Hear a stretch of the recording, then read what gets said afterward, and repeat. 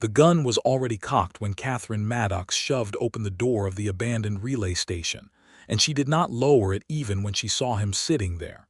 Tobias Barker looked up from the map spread across the rotting table, his dark eyes catching the last orange light bleeding through the cracked shutters, and he did not flinch. Most men flinched. That alone made her finger tighten on the trigger. "You followed me," she said. It was not a question. It was an accusation with the weight of everything she had lost behind it. "I did," he said, and his voice was steady as a creek stone. "And I would do it again."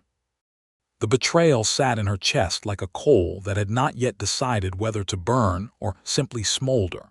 3 days ago, she had trusted him with her direction. 3 days ago, she had made the near-fatal mistake of telling a near stranger that she was riding for Redemption Creek, that she had a deed signed by her late father, that there were men who wanted her dead before she could file it. And now here he was, sitting in the only shelter between the open Utah territory and the winter wind that was already screaming through every gap in the plank walls. "Give me one reason," she said, "why I should not shoot you where you sit." He did not raise his hands. He looked at her the way a man looks at a storm he has decided not to run from, and he said, "Because you need the fire more than you need my silence, and I am the only one here who knows how to start one that will not fill this room with smoke and give your position away." Her arm did not waver, but her eyes did, just barely. Outside, the November wind of 1882 in the Utah Territory was not wind so much as a verdict. It drove ice crystals sideways through the sage and turned the red canyon walls into something that looked like the end of the world. She had ridden 40 miles in it. Her coat, a man's wool duster 3 sizes too large, had not been enough. Nothing had been enough. And she had told herself she was not cold because admitting it felt like admitting defeat, and Catherine Maddox did not admit defeat. Not since the night her father had been shot through the parlor window of their ranch outside Moab. Not since she had knelt on the pine floor holding his hand while he pressed the deed into her fingers and told her to run. She lowered the gun by 2 inches. Only 2. "Talk." Tobias Barker folded the map slowly, the way a man moves when he wants to make sure every gesture is visible and unthreatening, and he said, "My name is Tobias Barker. You know that. What you do not know is that I was a deputy marshal out of the Moab jurisdiction for 4 years. I know Holt Crane. I know what he does to people who stand between him and land he wants.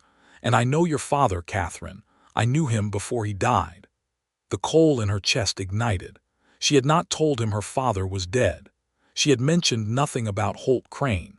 She had given this man her direction and nothing more, and yet here he was, sitting in the dark with more of her secrets than she had handed him. "How?" she said, and her voice had gone to something quieter and more dangerous than the shout she had wanted to use. He met her eyes and said, "Because your father came to me 6 weeks ago. He said if anything happened to him, there would be a woman riding alone through this territory with a deed, and no idea how many men Crane had stationed between Moab and Redemption Creek. He asked me to find her. He asked me to keep her alive." The silence between them was so complete that she could hear the map settling against the table, could hear the wind finding new teeth against the relay station walls, could hear something she did not have a name for happening inside her own ribcage. And then, because she was Catherine Maddox, and she had learned that grief weaponized was the only grief she could afford right now, she said, "Prove it." He reached into his coat and pulled out a folded piece of paper. Across the room he held it up so she could see the handwriting, and even at 8 feet in failing light she recognized the loose, slanting letters of her father's hand. Thomas Maddox wrote every capital letter as if it were in a hurry to become something else, always slightly tilted, always reaching forward. She had never seen that tilt in any other person's correspondence in her 26 years alive. She crossed the room and took the letter from his hand, and she read it in the last of the dying light, and when she was finished she sat down on the bench across from him because her legs made the decision before her pride could object. He knew they were going to kill him, she said. He suspected. He could not prove it. Crane had been buying out ranchers along the creek basin for 2 years. The ones who would not sell had a way of meeting with accidents. My father was not an accident. No, Tobias said. He was a message. She folded the letter and put it inside her coat, against her chest, next to the deed. Then she sat with her hands on her knees in the growing dark and the growing cold, and she stared at the floor, and she did not cry because she had already made herself a promise about that, and she intended to keep it until the deed was filed and Holt Crane was answering to someone with a federal badge. After a long moment, Tobias said, "Are you cold?" She said, "No." He looked at her for a beat, long enough to see the way her breath was misting in the air between them, long enough to see the slight tension in her jaw that came from keeping her teeth from chattering, and then he turned to the fireplace and began building a fire anyway. She watched him work and said nothing. He was precise about it. He cleared ash from the old grate with methodical, unhurried movements, laid a nest of dry tinder he had apparently brought with him, added 2 short pieces of wood from a stack against the wall that she had not noticed in the dark, and produced a match from a small tin box in his vest pocket. The flame caught immediately, grew with the quiet confidence of something properly built, and within 3 minutes there was warmth in the room that had not existed before. He sat back on his heels before the fire and did not look at her and said nothing. He offered no comment on the fact that she had said she was not cold. He offered no observation about the obvious contradiction between her words and the misting breath, the rigid shoulders, the hands she had been pressing against her thighs to keep feeling in her fingers. He simply lit the fire because she needed it, and he said nothing. And Catherine Maddox, who had not trusted another living person in 31 days, looked at the back of Tobias Barker's head and felt something that was not yet trust, but was perhaps the soil in which trust, under the right conditions, might eventually be willing to grow. That had been tonight, but tonight did not exist in isolation. To understand how they had arrived at this abandoned relay station on the edge of the San Rafael Swell in November of 1882, you had to go back 5 weeks to the town of Moab, Utah Territory, to a night when the moon was new and the darkness was absolute, and to a man named Thomas Maddox who had only hours left to live. Thomas Maddox had ranched the land along Redemption Creek for 22 years. He had arrived in the Utah Territory in 1860, when the land was contested in ways that had nothing to do with deeds and courtrooms and everything to do with survival, and he had built something from nothing with his hands and his stubbornness, and the particular kind of quiet courage that does not announce itself. He had raised his daughter there after her mother died of fever when Catherine was 7, and he had taught her to ride and to shoot, and to read the land the way you read a person, by watching what it did when it thought no one was paying attention. Holt Crane had arrived in the territory 4 years ago. He had money from somewhere east, from sources that were never entirely explained, and he had the kind of smile that a man uses to make himself appear trustworthy rather than the kind that appears because he actually is. He had bought the first 3 ranches along the creek basin with offers that were generous enough to seem legitimate and persistent enough to seem inevitable. The ranchers who accepted considered themselves lucky. The ranchers who refused began to find their luck running in the other direction. A fence would appear overnight on the wrong side of a property line. A water diversion would mysteriously reduce a stream to a trickle. Cattle would be found dead with no obvious cause. The subtle language of intimidation, spoken fluently and with plausible deniability. Thomas Maddox had refused to sell 3 times. The 4th time Crane's men came, they did not come with an offer. Thomas had enough warning to do 2 things before they reached the house. He hid the deed inside the lining of Catherine's saddlebag, wrapped in oilcloth, along with a letter explaining where he had filed copies and what she would need to do to make the filing complete at the county recorder's office in Redemption Creek. And he went to Tobias Barker. Tobias Barker had been a deputy marshal out of the Moab office for 4 years, a man with a reputation for being quietly unshakable, the kind of lawman who was not dramatic about his work but who finished it. He had left the position 3 months earlier under circumstances he described to Thomas that night only as a disagreement about jurisdiction and the kind of compromise he was not willing to make. What that meant in practice was that a federal supervisor named Aldous Webb, who had been quietly receiving payments from Holt Crane's operation, had instructed Tobias to look the other way regarding a forged land survey. Tobias had declined. The position had evaporated. He was still in the territory, living in a room above the hardware store in Moab, doing odd work and keeping his ear to the ground and waiting for something he could not entirely have named. When Thomas Maddox came to him that night and explained the situation and asked him to look for Catherine if the worst happened, Tobias had said yes without hesitation. He had not been able to save Thomas. He had not known the timeline would compress so quickly. By the time he arrived at the Maddox ranch on the morning after Thomas made his visit, the parlor window was broken, and Thomas Maddox was in the ground and Catherine was gone. He had tracked her not because it was simple, because it was not, but because he was very good at reading the signs that movement leaves on a landscape, and because Catherine Maddox rode the way her father had described, with her left shoulder slightly forward and a preference for high ground that showed up clearly in her trail. He had followed her for 12 days through some of the most unforgiving country in the territory, always a half-day behind, and had finally closed the distance in the last 40 miles when the weather turned and her horse's pace slowed.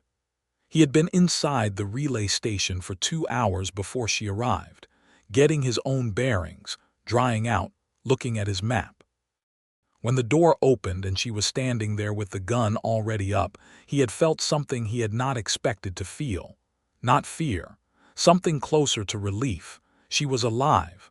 She was fierce. She was standing in the doorway of an abandoned building in the middle of a territorial winter with fury in her eyes and a steady hand on a revolver. And Tobias Barker, who had not thought about a woman in any but the most passing sense for the better part of 2 years, registered in one complicated moment that she was also extraordinary. He had kept that to himself. There was too much else to sort through. Now, with the fire burning and Catherine sitting across from him with her father's letter against her chest, they began the slow and careful business of figuring out whether they could work together. "Tell me about Crane's men," she said. She had accepted a piece of dried beef and a hardtack biscuit from his pack without ceremony, and was eating with the focused efficiency of someone who had been rationing. "How many? Where stationed? What are they watching for?" Tobias laid the map back on the table and turned it so she could see. "He has got men at the 3 main crossings between here and Redemption Creek. Salter's Ford here, the Narrows track here, and the Ridge Road above Jensen's homestead. The fastest route would take you through Salter's Ford, which is also the most heavily watched.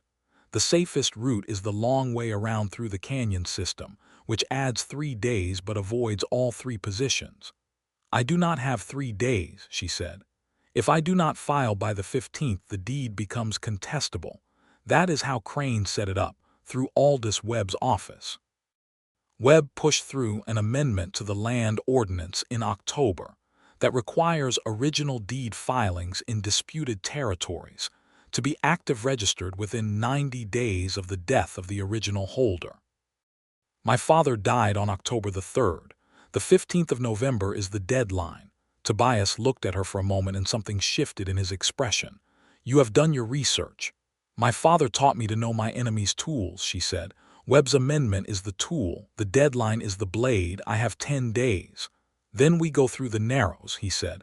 "It is watched but 1 man. We can work around 1 man. She noticed he had said we. She noticed she did not correct him. Outside, the wind made a sound like something grieving, and the fire crackled in the grate, and they bent over the map together, their heads close, the firelight playing across the paper and across the angles of their faces, and they planned. The next morning arrived with a sky the color of iron and a temperature that made the previous day's cold seem generous. Catherine was awake before light, as she had trained herself to be since leaving Moab. She found Tobias already outside, checking the horses, his breath forming steady clouds in the frozen air. He had 2 horses, his own big bay named Soldier and a spare roan he had apparently brought on the intuition that he might be escorting someone without a spare mount. Her own horse, a dun mare named Pearl, had thrown a shoe 2 days back and was moving gingerly on the frozen ground. "She needs rest," Tobias said, nodding toward Pearl without preamble. "And a new shoe, which we cannot do out here. You ride the roan. I will lead Pearl slow and she will be fine by the time we reach Redemption Creek." "That is my horse," Catherine said, "and I am trying to get her and you to Redemption Creek in one piece," he said. "Take the roan, Catherine." It was the first time he had used her name without the formality of a last name attached, and the sound of it, just her first name said plainly and without ornament, did something to the air between them that neither of them acknowledged. She took the roan. They rode north and east through the canyon country in silence for the first 2 hours, the kind of silence that is not uncomfortable so much as full of things that are being carefully not said.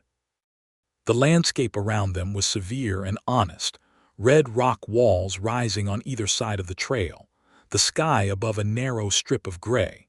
The only sound the horses' hooves and the wind moving through stone formations that had been in that position for longer than anyone alive could meaningfully comprehend. Catherine rode with her rifle across her saddle and her eyes on the ridge lines. Tobias rode slightly behind and to her left, which she eventually realized was a deliberate positioning that kept him between her and the most likely approach from the east. She did not comment on it, but she noticed. "Around mid-morning," he said, "there is something I should tell you about the Narrows' position." "Tell me." "The man Crane has stationed there is named Cole Purvis. I know him. We rode together briefly when I was with the marshal's office, before I understood clearly enough whose payroll he was really on.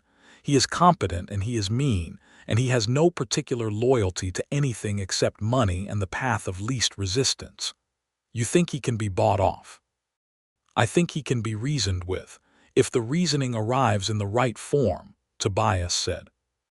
"I think if we arrive at the Narrows looking like nothing more threatening than a man and his wife moving through the territory, he will ask us our business, take a look at the manifest I have prepared, and wave us through." She turned to look at him. "A man and his wife. It is a common arrangement in this territory. Homesteaders, families moving. And the manifest."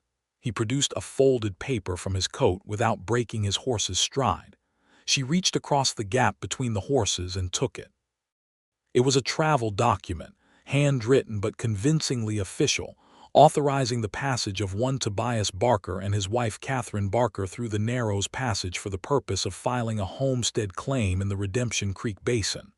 "When did you write this?" she asked. "Last night, while you were sleeping," he said. "I had the paper and ink in my pack." She studied it for a moment. The handwriting was different from the steady practical script she had seen him use on the map notes. This was more formal, with curlicues on the capitals that suggested an official hand. "You can write different ways," she said. "A useful skill," he said, and there was something almost dry in his voice, almost but not quite humor. She handed it back. "If Purvis knows you, the cover does not hold. He knows Deputy Marshal Barker. He does not know a civilian homesteader named Tobias Barker who has been out of the territory for 6 months. Men see what they expect to see. If we ride in relaxed and ordinary and the paperwork is in order, he will not look past the surface. And if he does, then we deal with what is in front of us," Tobias said. And there was something in the plainness of that answer, in its lack of bluster or false confidence, that she found unexpectedly reassuring. He was not pretending the risk was smaller than it was. He was simply saying they would handle it. She looked at the canyon walls rising around her and thought about her father pressing the deed into her hands, and thought about Holt Crane sitting somewhere comfortable and certain. And she said, "All right. We try it your way."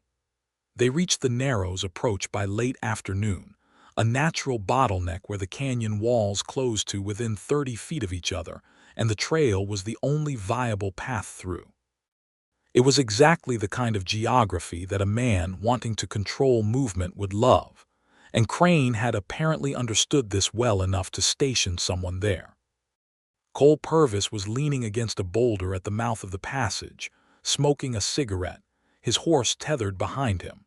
He was a lean man in a tan coat with the particular expression of someone who has been standing in the same place too long and has developed resentments about it. He straightened when he saw them coming. "Hold up," he said. Tobias brought Soldier to a stop and touched his hat brim in the unhurried way of a man with nothing to hide. Catherine rode the roan up beside him and kept her face neutral and her hands visible. "Afternoon," Tobias said. "Cold one." Purvis squinted at him. "Where you headed?" "Redemption Creek," Tobias said. "Got a homestead claim to file before the month is out." He held out the manifest without being asked. Purvis took it and read it with the slow, deliberate attention of someone who reads infrequently but wants to appear thorough. His eyes went from the paper to Tobias's face and back again. Catherine kept her own face still and watched him with her peripheral vision. There was a moment, a precise and dangerous moment, where Purvis's eyes narrowed slightly and something moved behind them that looked like recognition beginning to assemble itself. Then his eyes moved to Catherine, and something else moved in his expression. A shift in register, away from suspicion, and toward the kind of casual appraisal that men in that era directed at women traveling in mixed company, a look that wanted to place her in a category. Wife of homesteader, not a threat, accounted for. The look irritated her with a specific, practiced quality. She had spent her life being cataloged. But in this instance the catalog served her purpose, and so she held her expression and let him file her where he needed to. He handed the manifest back. "Crane's Land Company is particular about this passage," he said to Tobias. "You settling on Creek land?" "North side," Tobias said. "Above the old Jensen line. We bought the parcel last spring." Purvis chewed his lip. Then he said, "Go on through. Keep moving and don't stop before Bridger's Crossing." "Much obliged," Tobias said, and they rode into the Narrows at a pace that was steady without being hurried, the sound of the horses' hooves bouncing off the stone walls in a way that made them sound like more horses than there were. They did not speak until they were clear of the passage by half a mile. Then Catherine let out a breath that she had been carrying in her chest like cargo. "That was close," she said. "The moment when he looked at you. He almost had it," Tobias agreed. "2 more seconds and he would have placed me. What saved it?" He glanced at her and said simply, "You." She looked at him. He kept his eyes on the trail ahead. "He stopped looking at me the moment he started looking at you," Tobias said. "It was not a compliment to either of us, but it worked." She processed that. She understood the ugly mechanics of it, and she understood that he was not pretending those mechanics were something other than what they were. That honesty again. The refusal to dress up unpleasant truths. "We have 7 days," she said. "And 2 more potential crane positions between here and the creek." "7 days is enough," he said. "If we push." They pushed. The days that followed were a particular kind of compressed intimacy that the frontier had always been expert at producing. The forced proximity of shared purpose and shared survival and shared hours in saddle and camp that strips away most of the social scaffolding that normally keeps 2 people at a polite remove. They rode long and rested short, and talked in the evenings over small fires that Tobias always built with the same quiet precision, reading the terrain and the wind, and the wood with the same focused attention he gave to everything. She learned things about him in the way you learn things about people when you are watching them work. He was patient in a way that was not passive, patient the way a good hunter is patient, because he understood that rushing was how you made mistakes, and mistakes in this country carried consequences. He was also, beneath the economy of his speech, funny, in the dry and elliptical way that sometimes requires 2 or 3 seconds before the joke arrives.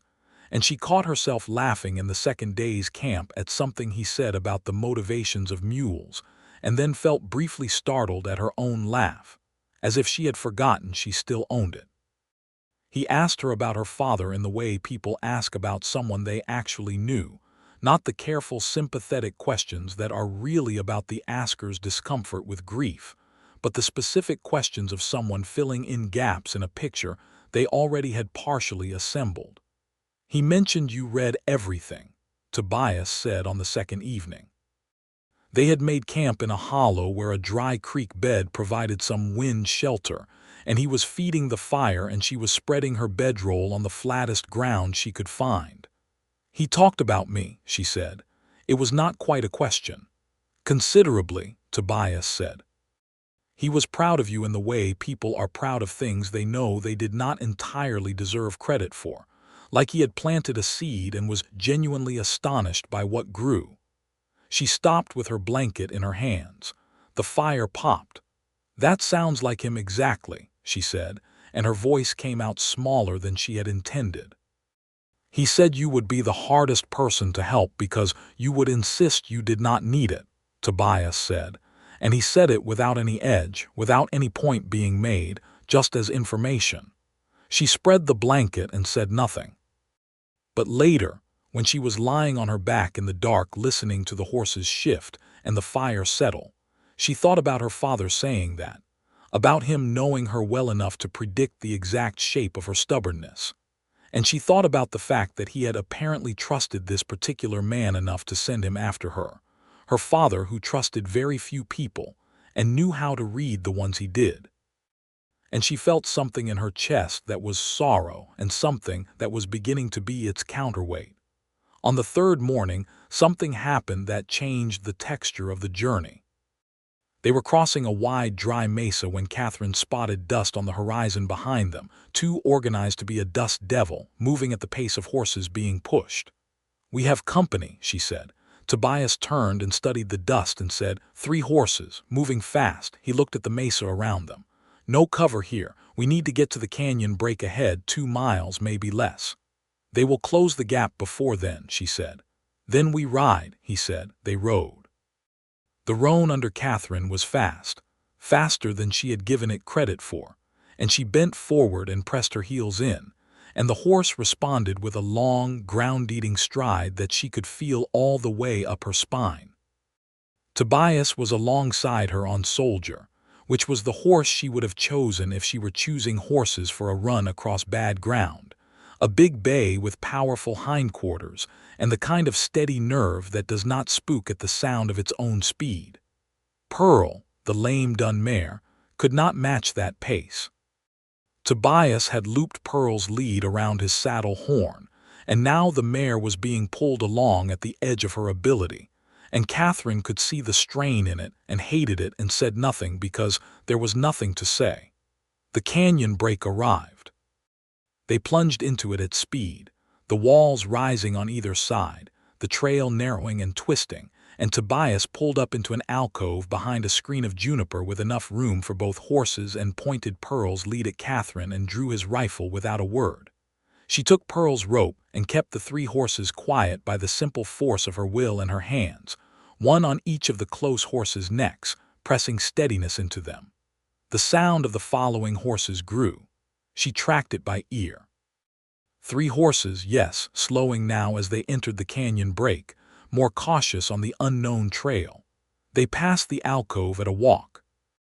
She could see them through the screen of juniper, 3 men she did not recognize, riding in Crane's company colors, the tan and brown that his operation used as a sort of uniform. They had rifles in their scabbards and were scanning the canyon walls with a professional alertness that said they were not simply range hands. They passed. The sound faded. She and Tobias stayed in the alcove for 10 minutes after the last sound of hooves faded, and then another 5 beyond that. Then he looked at her and said, "They are looking for a woman traveling alone. We presented 2 riders at the Narrows. They may not connect us." "They may," she said. "They may," he agreed. "We need to change our route. The road through Bridger's Crossing is now compromised."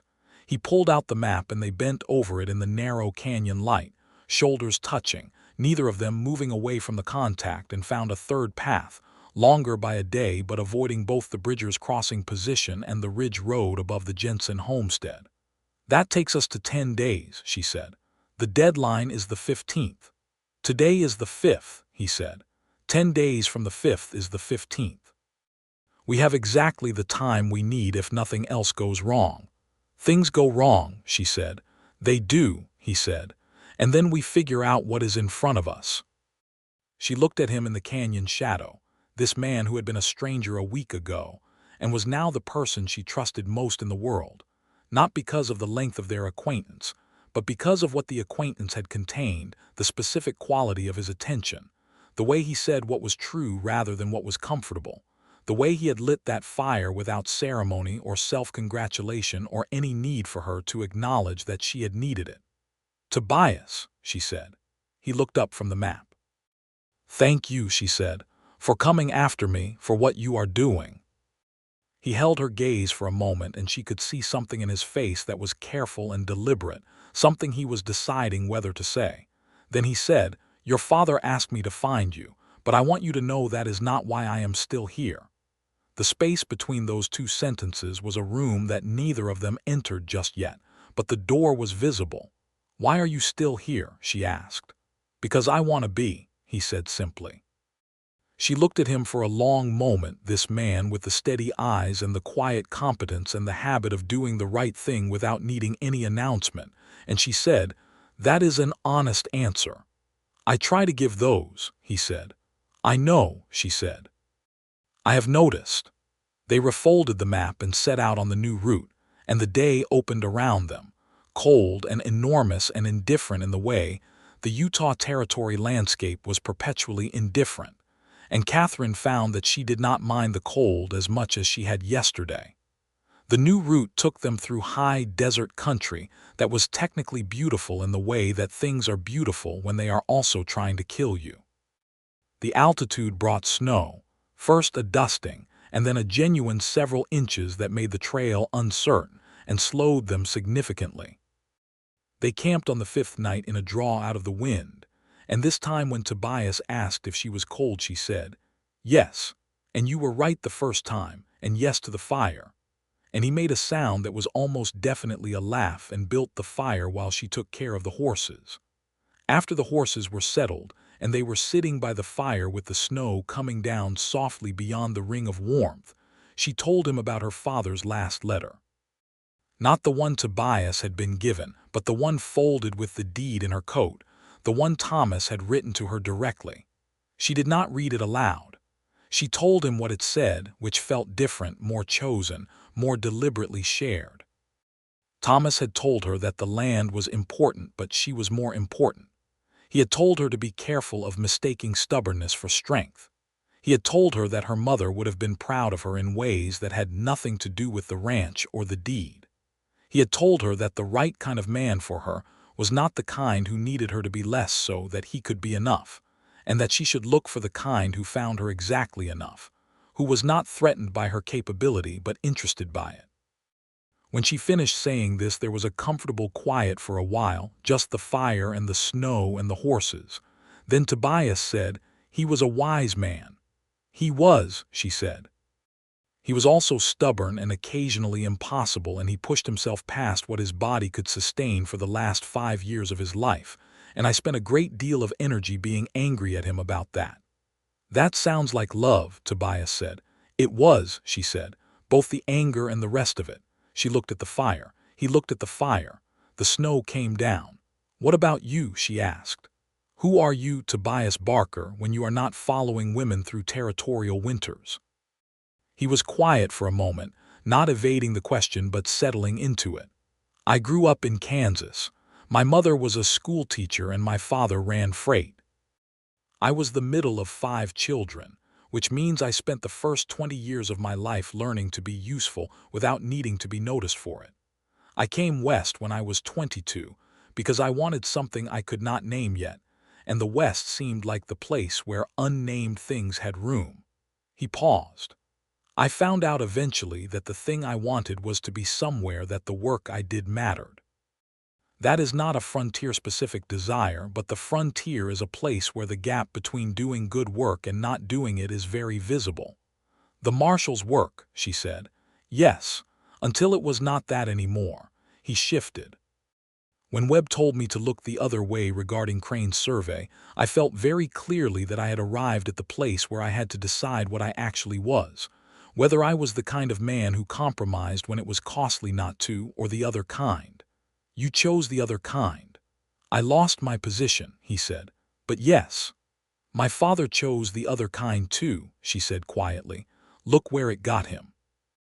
Your father chose the other kind and sent his daughter into the territory with a deed and a letter and a deputy marshal on her trail, Tobias said. The story is not finished yet, Catherine. She looked at him across the fire, and she felt something very clear and very specific. Not the complicated, uncertain feeling from the first night in the relay station, but something that had been clarifying across the days of riding and talking, and the hard work of shared survival. She recognized it. She had simply not expected to find it here, in this draw in the snow in the Utah Territory with everything still unsettled and dangerous. She looked away because she was not ready to do anything about it yet and said, "We should sleep. Long day tomorrow." "Long day tomorrow," he agreed, and pulled his coat tighter, and the fire burned between them, and the snow fell quiet and steady and soft. The next 4 days were the days she would remember later as the ones where everything changed that was going to change. Not because of anything dramatic, though there were dramatic moments, but because of the accumulation of small and ordinary things that become extraordinary in retrospect. The way he handed her coffee in the mornings, always just at the temperature where it was still hot enough to matter but not hot enough to burn. She never asked him to gauge it. He simply did. The way he listened when she talked, not the performative listening of someone waiting to speak, but the actual kind, where you could tell afterward that he had heard the thing under the thing, the subtext, the weight behind the sentence. The way he defended her competence to no one, because no one was around to challenge it, but she noticed that he never managed it or qualified it or adjusted his expectations of her based on anything except what she actually demonstrated. He treated her capability as a fact rather than a pleasant surprise, and in a world that had spent her whole life being pleasantly surprised by her, that was something close to revolutionary. The way he looked at the landscape sometimes, the way a person looks at something they find genuinely beautiful and are not embarrassed about finding beautiful, standing in a canyon mouth with the late light hitting the rock in a way that turned everything amber and violet. And she had caught him doing this, and had felt something generous and warm about him in that moment. Something that had nothing to do with the task they were working on together, and everything to do with who he was when the task was momentarily set aside. And she began to understand, across those 4 days, that her father had not sent this man to find her merely because he was competent, though he was that, but because Thomas Maddox, who knew his daughter completely, had understood that the person he sent would need to be the kind of person she could not dismiss, the kind whose goodness was not a performance, and whose strength was not a threat, and whose steadiness under pressure was not a mask. He had sent her Tobias Barker, and she was beginning to believe that was the last and most generous thing her father had ever done for her. On the 8th day, they ran into genuine trouble. The route had taken them down from the high desert into a river canyon where the trail ran close to the water, and at a bend in the canyon they came around a corner, and there were 2 of Crane's men waiting, not stationed formally but camped, a rough camp with a fire and bedrolls, and a pair of hobbled horses that had apparently been there overnight. They looked up at the same moment Catherine and Tobias appeared. There was a suspended moment where everyone evaluated the situation. Then the closer of the 2 men reached for his gun, and Catherine's rifle was already out and leveled before he completed the motion, because she had been riding with her hand on it for 3 days, and her reflexes had sharpened to a particular edge that the frontier produced in people who paid attention. "Leave it where it is," she said. He left it where it was. The second man put his hands up without being asked, which suggested some reasonable amount of common sense. Tobias moved his horse alongside hers and surveyed the camp. "How long have you been here?" he asked the man with the reasonable common sense. "Since yesterday," the man said. He was young, mid-20s, with the look of someone who had ended up in this employment through proximity rather than conviction. "Are you reporting back to anyone today?" Tobias asked. The man hesitated. That hesitation said yes. "All right," Tobias said. "Here is what is going to happen. You are going to give me your firearms and your horse's hobbles and any rope you have in that camp, and you are going to walk north along the canyon trail until you reach the Bridgers Crossing settlement, which is 8 miles. At the settlement, there is a livery and a general store, and you can sort out your situation from there. We will leave your horses at the trail fork above the crossing." "Crane will not be pleased," the first man said, the one who had reached for his gun. "Crane will be considerably less pleased in about 10 days, Tobias said, "so your immediate concerns seem manageable by comparison. Your firearms and your rope, please." They got the firearms and the rope. They left the horses at the fork as promised. Catherine did not lower her rifle until the two men had rounded the bend, and the sound of their footsteps had been walking for 5 full minutes. "They will reach someone with a message faster than we would like," she said when she lowered it. "Yes," Tobias said, "so we do not stop tonight. We ride until we have to rest, and then we rest for 4 hours and we ride again. That gets us in by the 13th, she said. 2 days early." "Good," he said. They rode through the night. It was one of the more remarkable experiences of Catherine's life, and she had had a life that was not short on remarkable experiences. The canyon country at night was a different world entirely. The rocks losing their color and becoming silhouette and shadow. The stars overhead in that particular territorial darkness that city people did not have and never would. A density and brightness of stars that seemed structural, like the ceiling of something vast and indifferent and strangely companionable. The horses were quieter at night, moving with a careful deliberateness on the uncertain trail.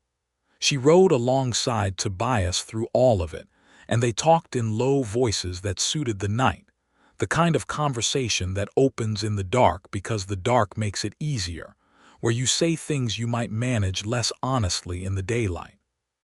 He told her about a woman he had known in Kansas before he came west, a woman he had been engaged to for 7 months before she had ended the engagement, with the direct and unmistakable information that she needed someone whose future she could picture, and his was too unformed to picture.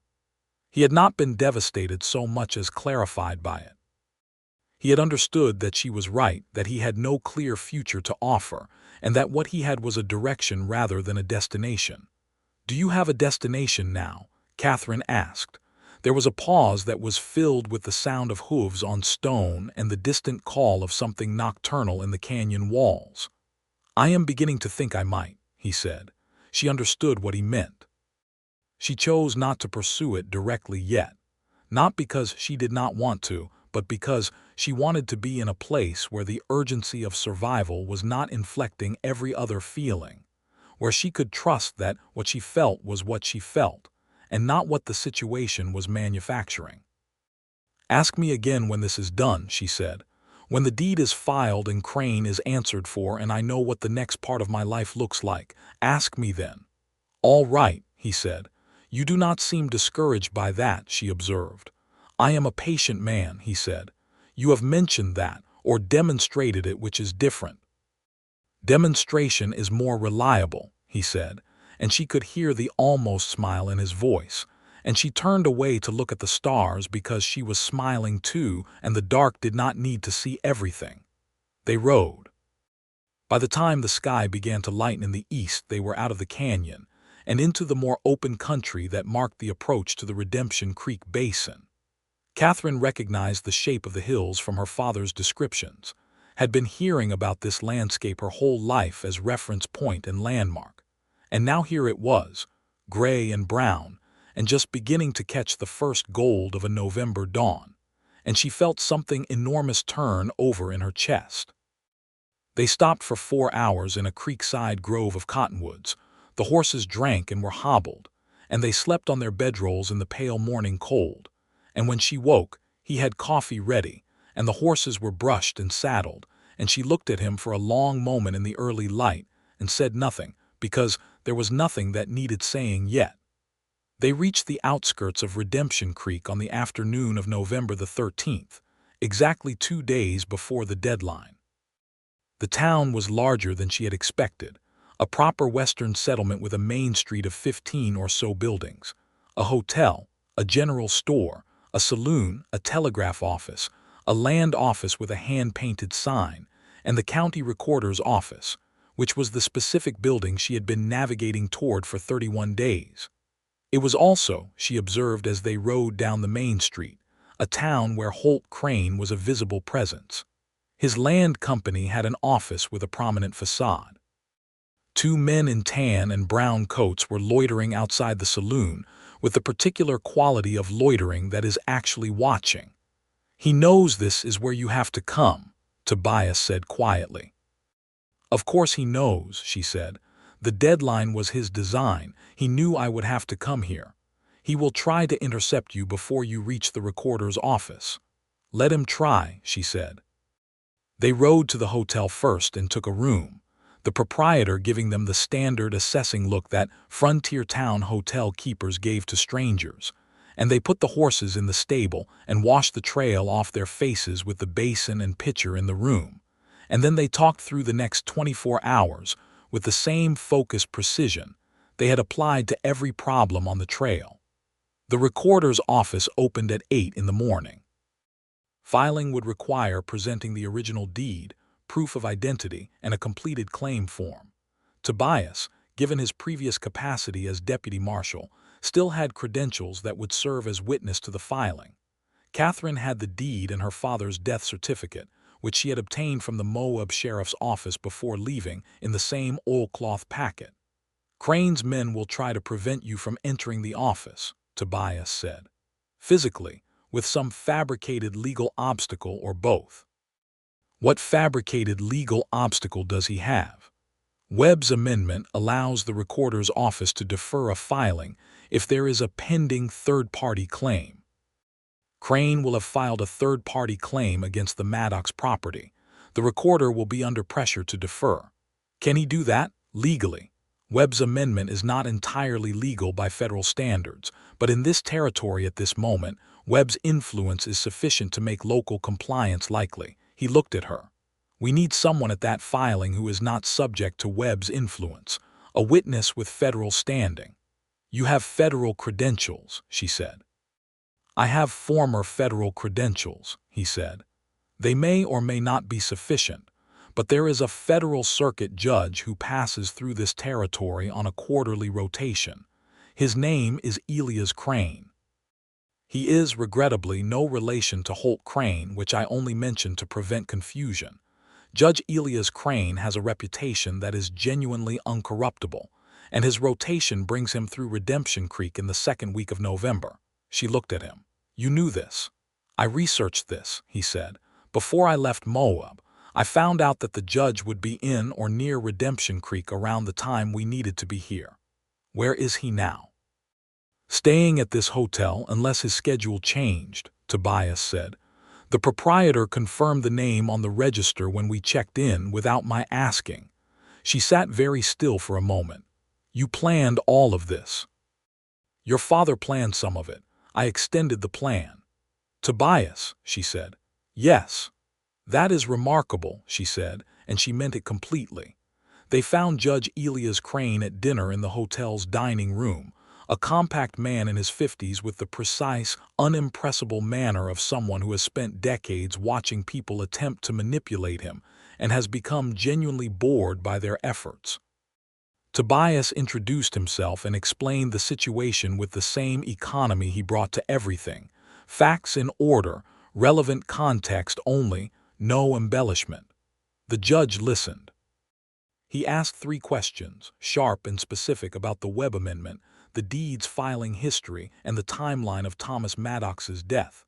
Catherine answered all 3 from memory, precise and documentable.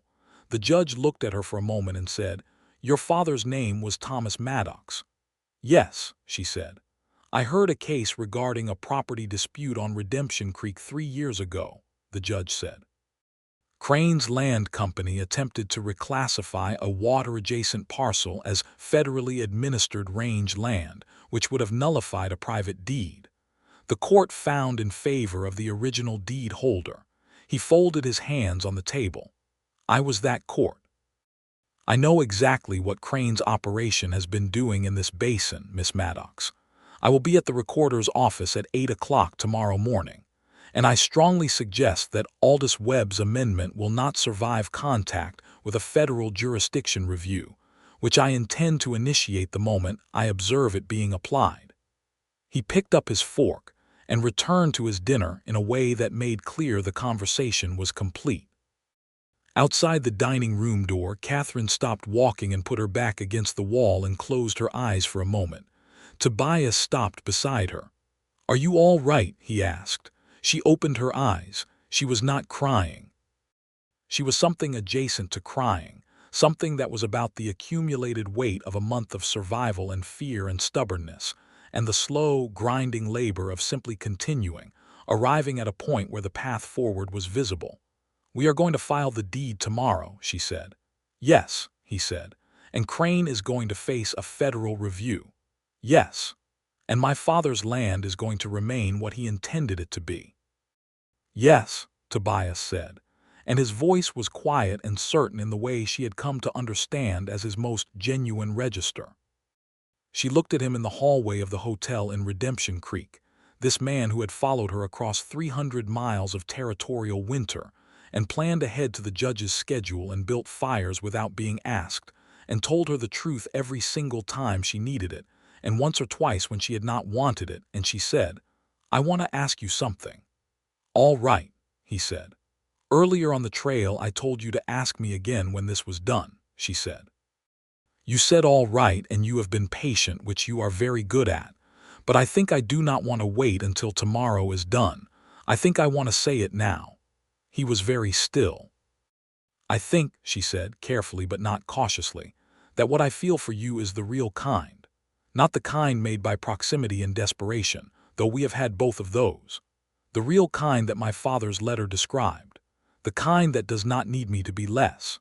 Tobias looked at her, and the expression on his face was the one she had been watching form across 10 days of trail and cold and honesty and shared purpose, the expression of a man who has found the unnamed thing he came west looking for. "Catherine," he said. "Yes," she said. "That is precisely what I feel," he said. She took one step toward him, and he closed the remaining distance, and she put her hand against his chest, and he put his arm around her, and they stood in the hallway of a territorial hotel, and the world outside continued to be cold and complicated, and she did not care about any of it for the length of that moment, which was enough to make her understand that this was the real kind. The morning of November the 14th arrived with a sky that had cleared overnight and turned to the hard, brilliant blue of territory winters, every edge sharp and every shadow long and precise. Catherine dressed carefully. She wore her own clothes, not the oversized duster, but the wool skirt and fitted jacket she had packed at the bottom of her saddlebag for this specific purpose, and she carried the oilcloth packet in her hands rather than inside her coat because she was not hiding it anymore. Tobias met her in the hotel lobby. He had shaved, which she had not seen him do since the relay station, and he looked like himself but formal, like a version of himself dressed for consequence. He looked at her and said, "Ready." "Ready," she said. They walked to the recorder's office together. Judge Elias Crane was already there, standing at the door with his hands clasped behind his back, exuding the specific energy of someone who is performing patience while actually being impatient. There were 2 other men with him who had the look of court officers.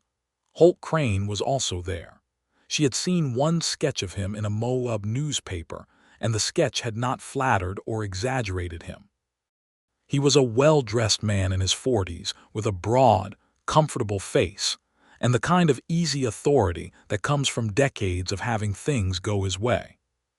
He was standing outside the recorder's office with 3 of his men and a lawyer in a town suit, and when he saw Catherine he smiled with his mouth in the way that meant nothing good. "Miss Maddox," he said, "I was not certain you would make it."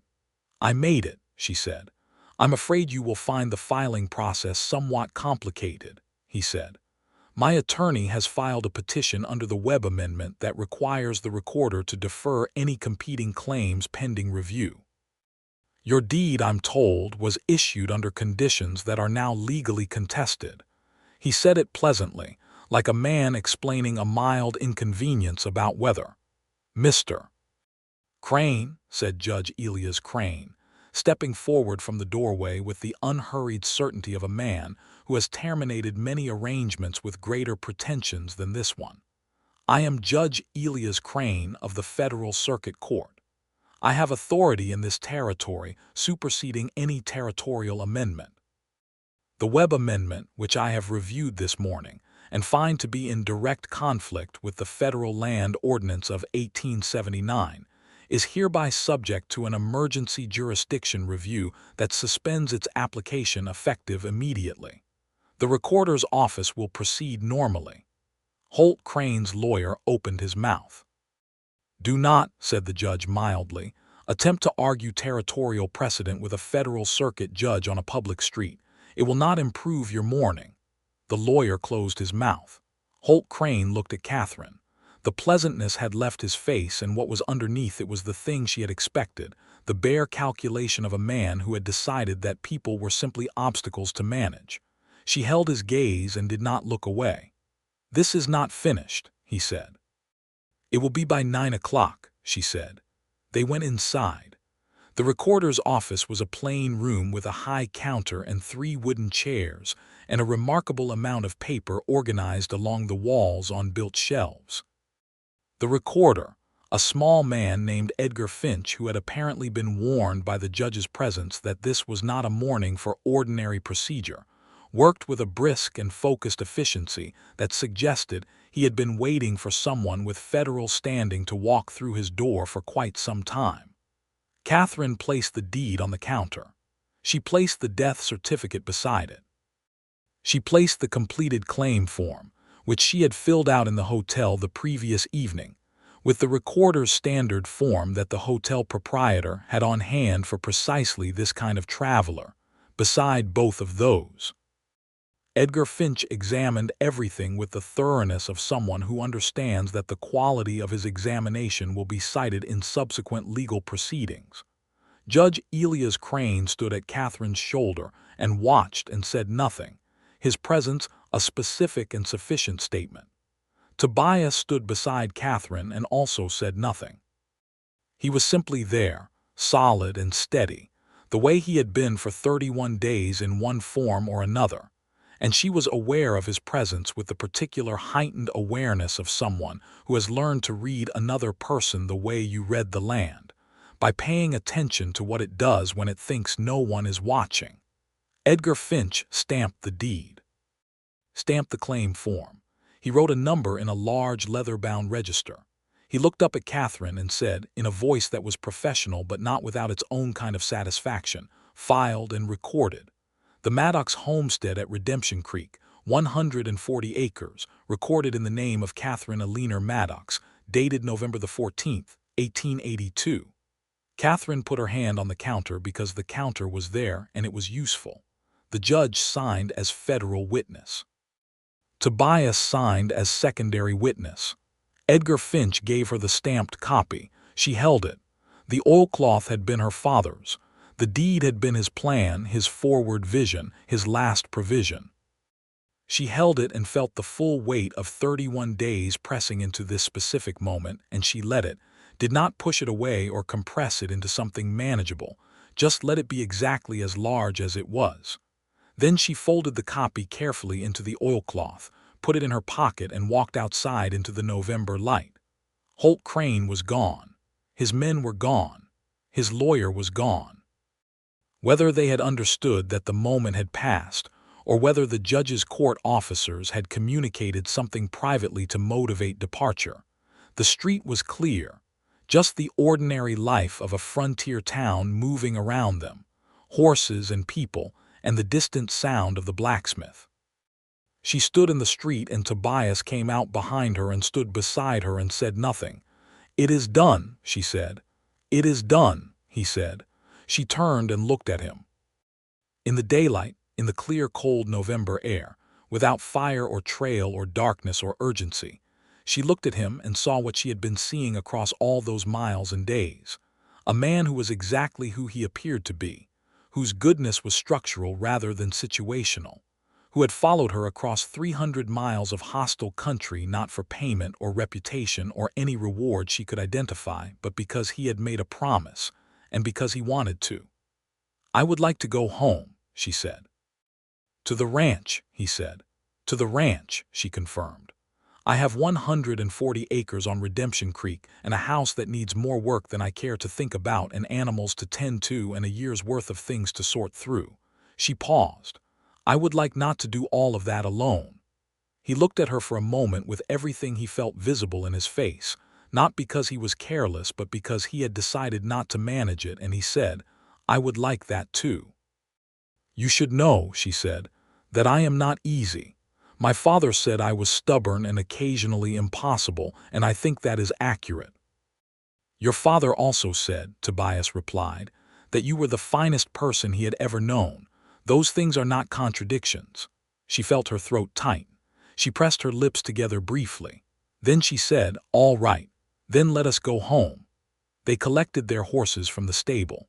Catherine's mare Pearl was already showing improvement, the brief days of relative rest having done her good, and she was moving with a less guarded quality on the packed earth of the stable yard. The roan that Catherine had ridden across the territory turned out to be Tobias's extra horse, and had no name that he had given it, which she found worth remarking on. "Every horse should have a name," she said as they rode out of Redemption Creek. "I did not want to name it in case I ended up giving it away," he said. "You did not give it away." "No," he said, "I did not." "Then it needs a name," she said, patting the roan's neck. The horse had carried her through a territorial winter without complaint and with considerable speed when speed was necessary. "I am going to call her Resolve," she said, "because she got me here." "Resolve," Tobias said, trying it. "That works." It was 40 miles from Redemption Creek to the Maddox Ranch, and they took 2.5 days at an easy pace. No urgency now, no watchers, no deadlines, just the open land and the late November sun that was low and golden, and made everything it touched look like something worth preserving. They talked for most of those 2.5 days, the kind of talking that happens when two people have stopped managing what they reveal and are simply telling each other the truth of their lives. She told him about growing up on the ranch, about learning to read by lantern light with books her mother had brought from Ohio, about the particular loneliness of being the only woman for miles in a landscape that was physically overwhelming and emotionally silent, about the young men who had come through over the years, the ones her father had quietly evaluated, and the ones she had dismissed with a directness that had developed a reputation ahead of her. About what she wanted from her life, which was the ranch and the land and the work she understood, and something more that she had not been able to find a name for. He told her about his family in Kansas, about his 4 siblings, 2 brothers and 2 sisters, about the particular way the middle child learns to observe rather than perform, because the performances of others are always happening on both sides. About his years as a deputy, the cases that had mattered and the ones he could not let go of, and the grinding moral education of a legal system that was theoretically about justice and practically about power. About what he wanted, which was harder to articulate but which he understood to be something to do with putting his capacity for care and his capacity for competence into something real and lasting. He did not say yet that he wanted it to be with her specifically. She understood this as the same patience that had built the fire without comment and handed her coffee at the right temperature. He was waiting for her to feel the shape of it before naming it, giving her the space to arrive rather than being told where to stand. She appreciated it. She also found, by the second evening, that she was done waiting. They had made camp in a bend of the creek, the first stretch of Redemption Creek she had ever seen that was actually hers now, legally and completely, and the fire was burning and the horses were quiet and the sky above was doing something spectacular with clouds in the last light, and she said without preamble, "I think you should stay." He looked at her. "On the ranch," she said, "not as a hired hand, as a partner, in whatever sense you want that word to mean." She held his gaze. "I am not proposing anything you are not ready for. I am saying that when you asked me why you were still here and you said because you wanted to be, I want you to know that I want you to be too.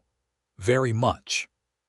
The fire crackled between them. He said, "Catherine, yes. I was going to ask you to marry me when we reached the ranch," he said. "I had a whole plan involving the front porch, which I assume the house has." "It has a front porch," she confirmed. "I was going to be considerably more formal about it," he said. "We have been formal enough," she said.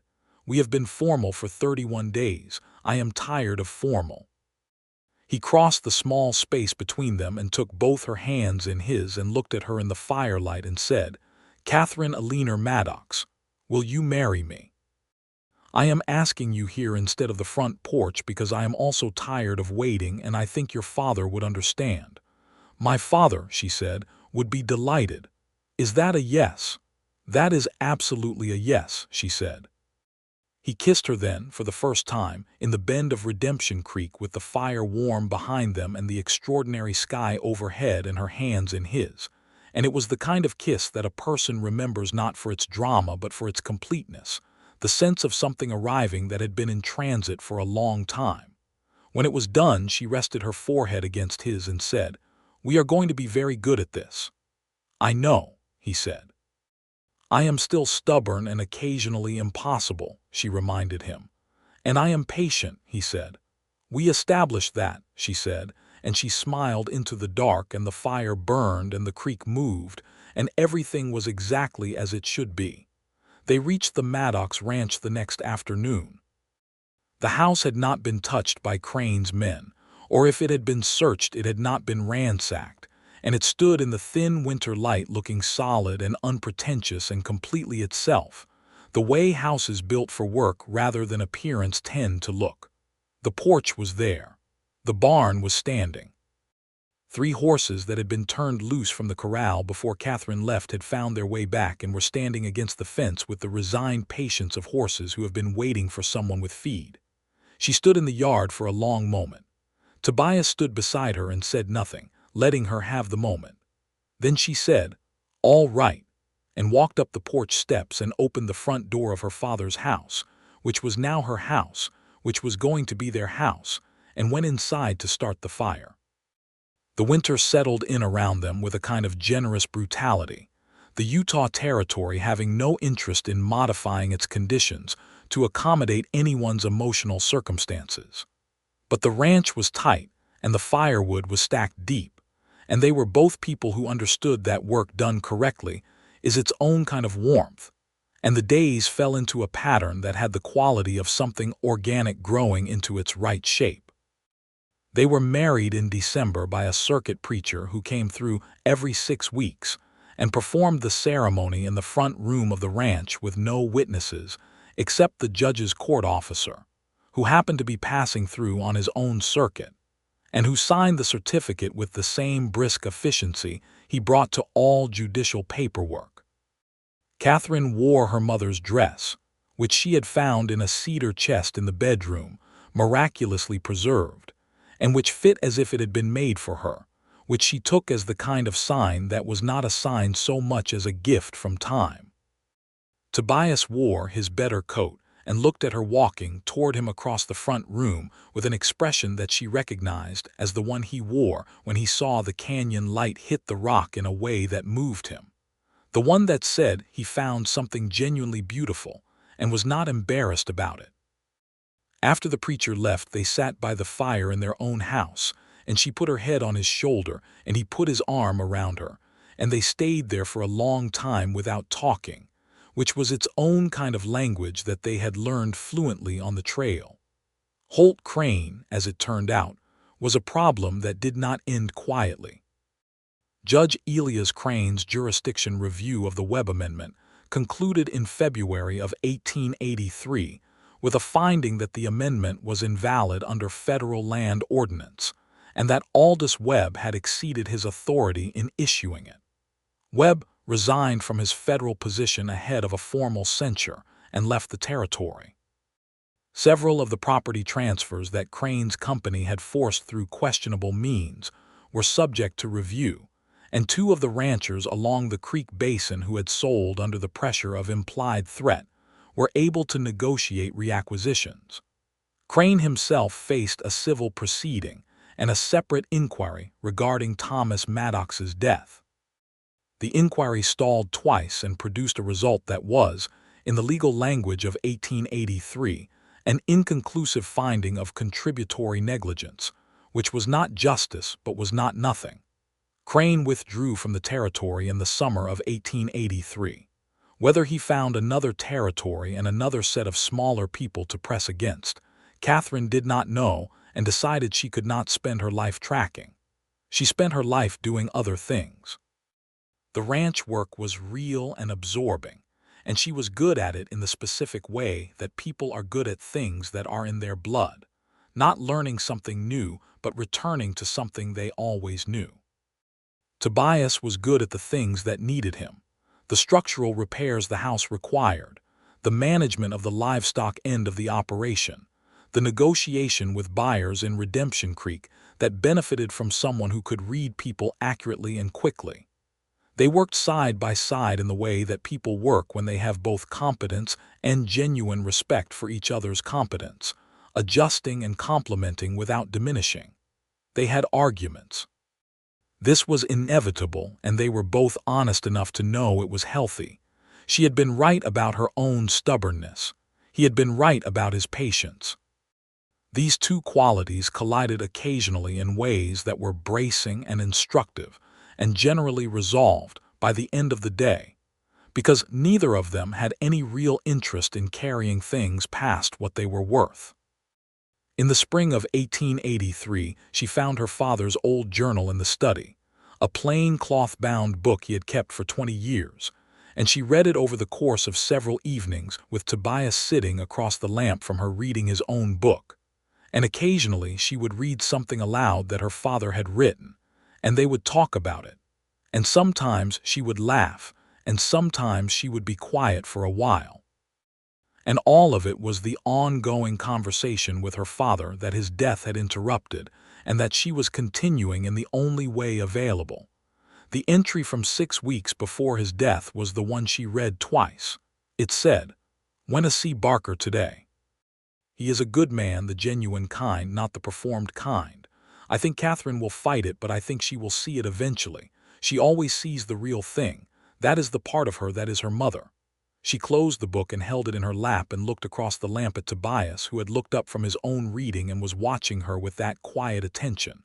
"He says you are the genuine kind," she said, "not the performed kind." "He was a discerning man," Tobias said. "He was," she said. "He says I always see the real thing, that it is the part of me that is my mother." Tobias put his book down and said, "Is that what happened with me? You saw the real thing?" "Eventually," she said. "Somewhere around day 4 on the trail, I think. You handed me coffee at exactly the right temperature, and you did not make a comment about it, and I thought, that is the real kind." He looked at her with everything visible and said, "I love you, Catherine." It was the first time either of them had said it in those specific words, though both of them had been saying it in every other available way for months, and she felt it settle into her chest like the fire in the relay station had settled into the room, real and warm and sufficient. "I love you," she said back, and meant it in every sense that words could carry and several they could not. Spring deepened into summer, and summer became the productive, satisfying kind of hard that she had always wanted her life to be. The ranch was beginning to show the results of two people's sustained and competent labor. The fences repaired and extended, the east pasture recultivated, a second water trough that Tobias had engineered with a gravity feed system from the creek that made the daily water hauling a fraction of what it had been. Other things changed, too. The town of Redemption Creek grew through 1883 with the territorial energy of a place that has decided to be permanent. New businesses arriving, families settling along the creek basin, a school opening in October that 3 of the neighboring children immediately attended. The social fabric of a small frontier community began to accumulate around them in the gradual way that communities do. The Sunday dinners and the shared work days, and the news passing from ranch to ranch on horseback. They were part of it without being entirely of it, which suited both of their temperaments. They liked people in the way that people like them tend to like people, genuinely and selectively, preferring depth to breadth. The neighbors they were closest to were a family named Hartwell, three brothers and their wives who had been farming the creek basin longer than anyone else and who had known Thomas Maddox for years. The eldest Hartwell brother, James, had been one of the ranchers whose sale had been reviewed in the Crane proceeding, and whose land he had partially recovered. He became, over the course of that first year, something like a family friend, the kind of presence that made a place feel rooted. In the autumn of 1883, Catherine told Tobias that they were going to have a child. She told him in the kitchen in the morning directly, because she was not a person who made announcements into extended setup. She simply said, "We are going to have a child in the spring." He looked at her and set down the cup he was holding, and the expression on his face was the one she had come to associate with moments that genuinely moved him. The slight widening of his eyes and the stillness that was not absence of feeling but the opposite, a feeling so present that it required a moment to be held before being spoken. Then he crossed the kitchen and took her face in his hands and kissed her forehead and then her mouth and then pulled her against him and held her there and said, with his face in her hair, "Your father would have been very happy." She held on to him and said, "Yes, he would have." The winter of 1883 to 1884 was the gentlest winter Catherine could remember in the Utah Territory, which felt like either a coincidence or a kindness from a universe that had been somewhat less than kind for the previous 2 years. She moved through the season with the specific, grounded energy of a woman who is building a life rather than surviving one, who has the luxury of plans rather than contingencies. Tobias was, predictably, exactly what she would have predicted him to be in this circumstance: attentive without being hovering, helpful without being managing, present in the way that mattered. He took on the heavier ranch work without comment or negotiation. He drove to Redemption Creek for supplies with a list she gave him, and came back with everything on it, and sometimes a book from the general store's small selection, if anything on the shelf had looked like something she would like. She was right more often than not about her taste. Their son was born in April of 1884, delivered by the Redemption Creek physician with Tobias present in the manner that frontier birthing sometimes allowed, when the physician had modern attitudes about these things, which this one did. He was a healthy child with a strong voice about his opinions regarding the world, which Catherine took as a sign of his parentage and Tobias took as a sign of specifically her parentage. And they named him Thomas, after her father, which was the only name she had ever considered. Thomas Barker arrived in the world with his father's eyes and his mother's expression, which is to say, he looked at everything with a quiet and assessing attention that gave people the sense of being understood rather than merely observed. She held him in the first hours and looked out the bedroom window at the spring cottonwoods along the creek and thought about the relay station in November, and the gun she had pointed at a man she did not yet know, and the fire he had built without being asked. And she thought about how a single act of unhurried, uncelebrated care can be the thing that unlocks everything that comes after it. He had looked at her shivering breath and her rigid jaw and her hands pressed against her thighs and her stubborn denial, and he had understood that the denial was not information about what she needed but information about what she was carrying, and he had built the fire anyway because that was the kind of man he was.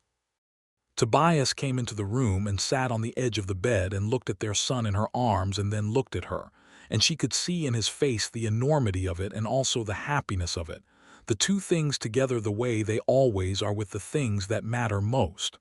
"Are you all right?" he asked. She smiled. "Yes," she said, "completely."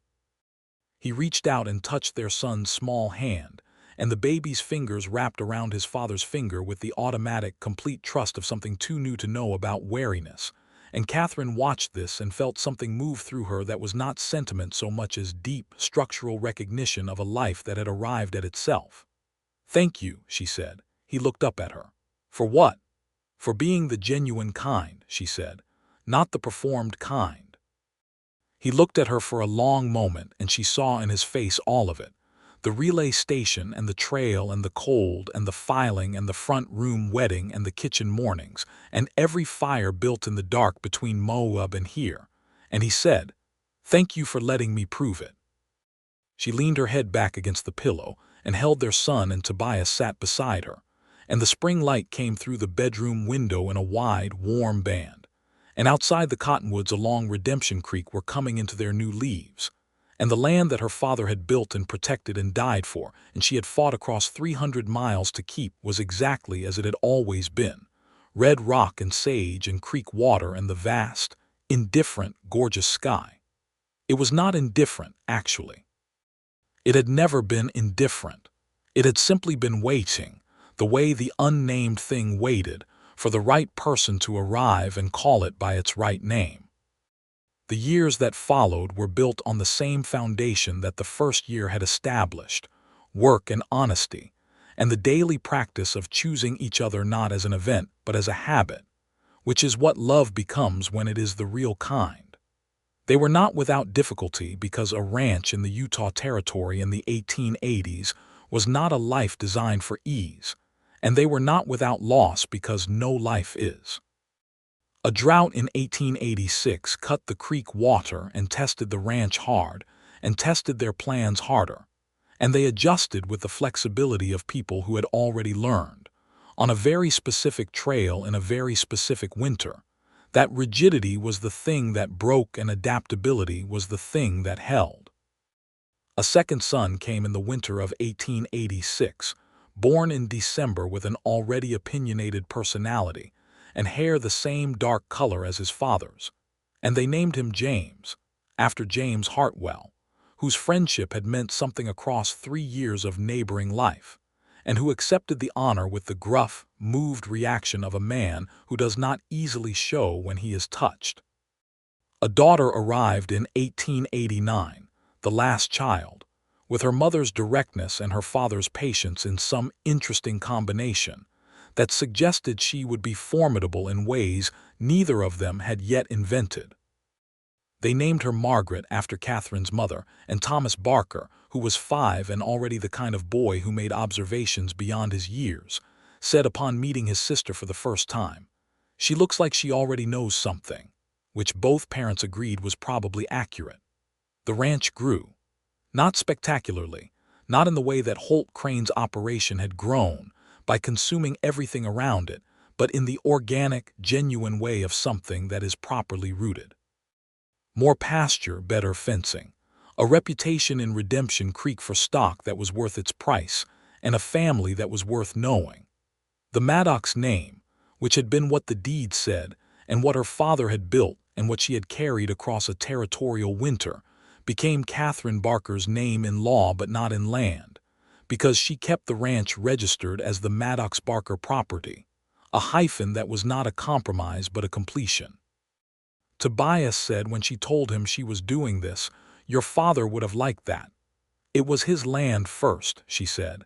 "It was," he agreed. "And it is yours now, and it will be Thomas's probably, unless James has strong feelings about it." "James has strong feelings about everything," she said. "He gets that from you," Tobias said. "He gets it from both of us," she said, and he considered this and admitted it was probably fair. On the evening of their 10th anniversary, November of 1892, they sat on the front porch of the ranch house in the cold air with blankets across their laps, the children inside doing the things children do in the evening, the sounds of them coming through the lit window like the sounds of a life that has exceeded every plan and become itself. "Are you cold?" he asked, the same question, the one that had a different meaning now, a shared meaning, a private one.